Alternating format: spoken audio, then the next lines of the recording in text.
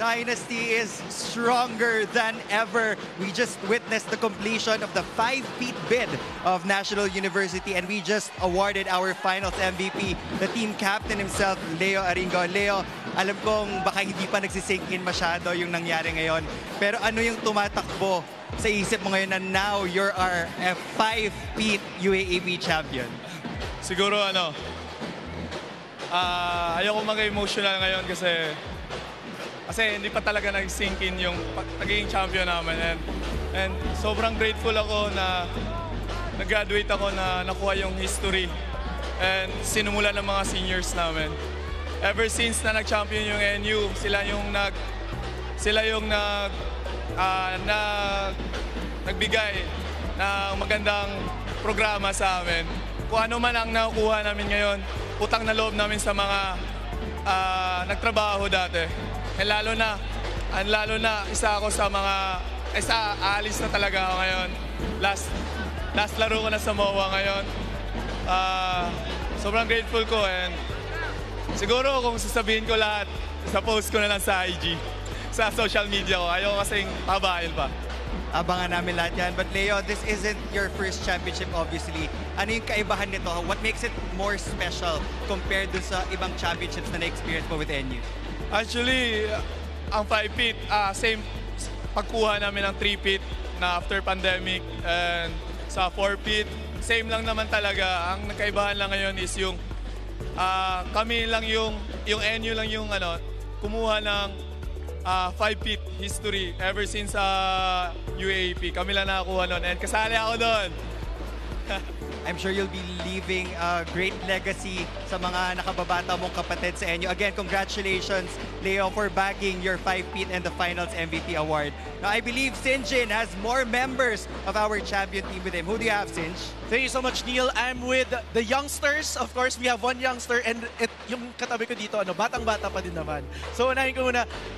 Greg, bilang sophomore setter, this is your first championship as a starter. Anong pakiramdam to carry on and have the longest championship streak in the UAAP in the Final Four era na ikaw yung nag-lead dun sa 5-peat ninyo? Para po sa akin, pinanghawakan ko lang po yung sinabi ni Kuya Owa na pag nakuha namin yung 4-peat, makakapag-isa pa kami, makakapag-5-peat pa kami.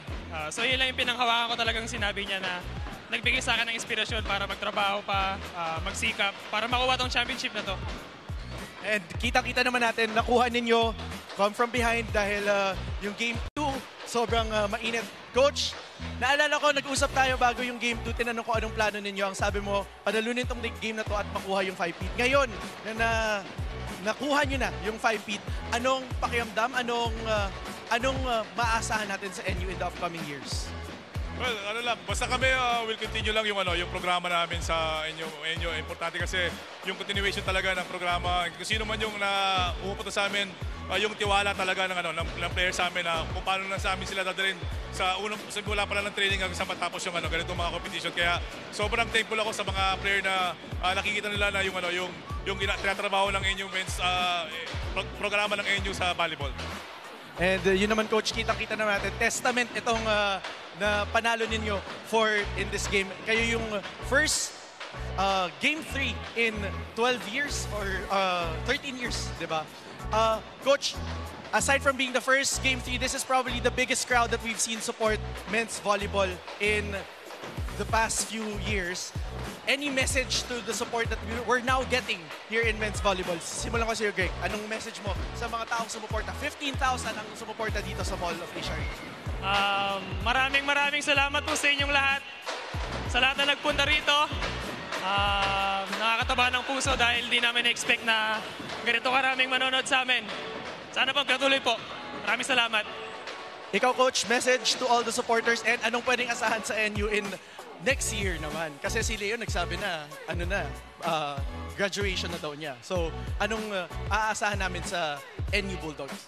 Well, siyempre, kailangan namin pagtrabawan ulit kasi start ka lang ulit sa simula. Importante lang sa amin ngayon, mag-celebrate kami and ngayon, din susunod na linggo, kailangan namin mag-start ulit para pagplanuhan ulit yung season 88 para sana makulit namin yung champion nato. Congratulations, Coach. Congratulations, Greg. And we'll hand it over back to Neil because I believe you have someone else there who's very special to the Bulldogs.